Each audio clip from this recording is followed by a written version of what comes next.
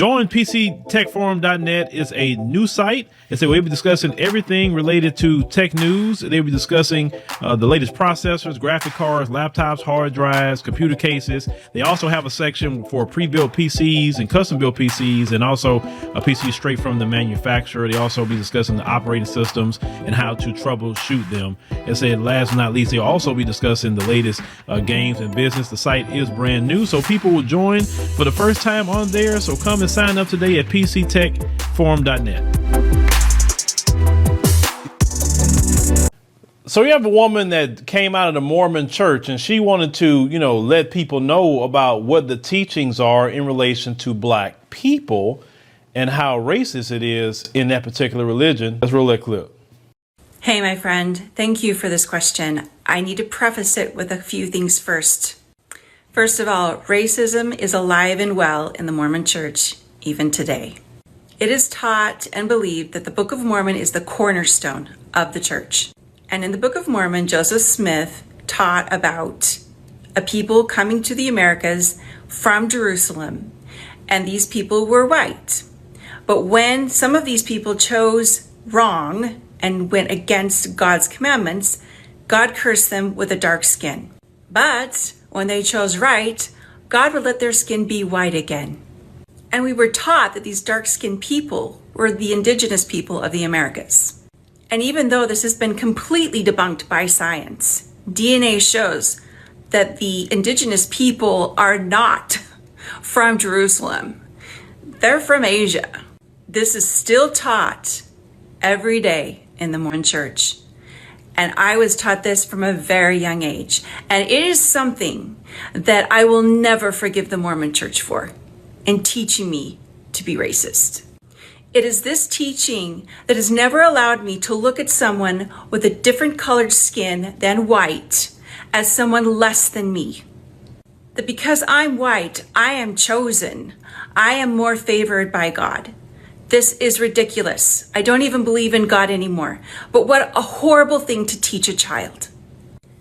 Now, I'm 52, and I don't think some of these things are taught anymore in the Mormon church. They've had to do some backpedaling. But as far as the black people, when I was young, I was taught by my parents, Sunday school teachers, seminary teachers, and at the pulpit that the black people were cursed with a dark skin because of things they did before ever coming to earth.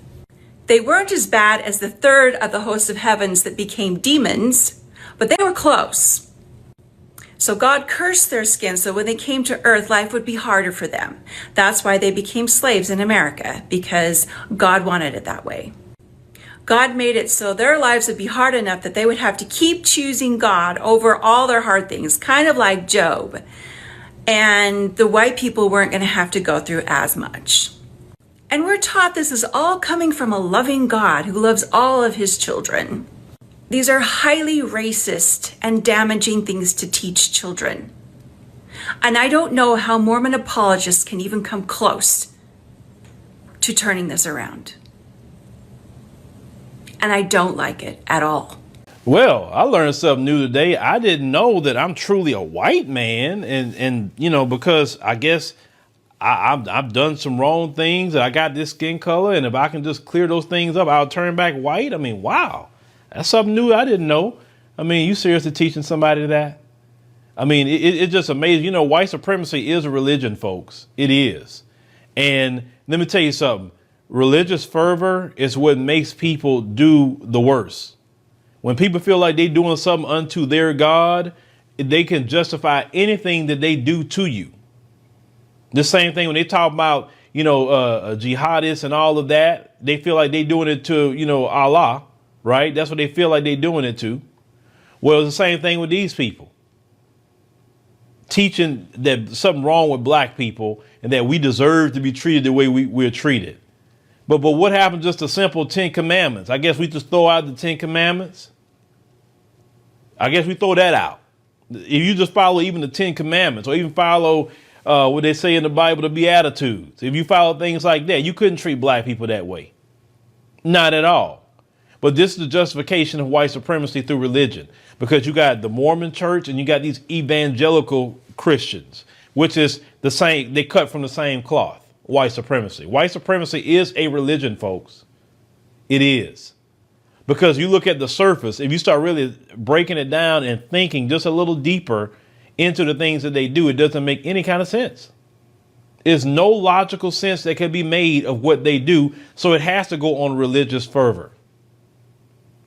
And while the hatred for us is so deep, they hate us because they feel that it's the right thing to do with their God. Now, their God is not the Father of heaven and earth.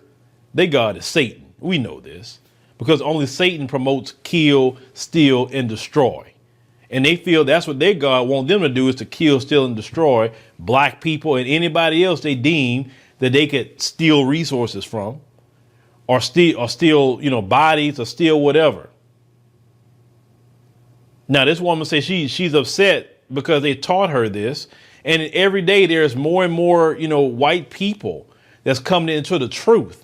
And this is where you have this critical race theory thing come from.